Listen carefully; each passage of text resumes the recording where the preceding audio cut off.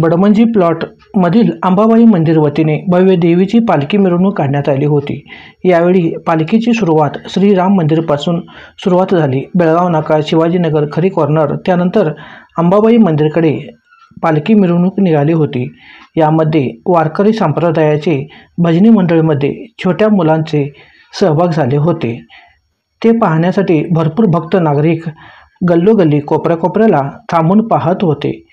या पालखी सोहळ्यामध्ये मंदिराची कमिटी, गोंधळी समाज बांधव व दादाराजे निंबाळकर सरकार तसेच भक्त नागरिक बहुसंख्येने उपस्थित होते। दुपारी महाआरती झाल्यानंतर उपस्थित भक्तांना महाप्रसाद वाटप करण्यात आला।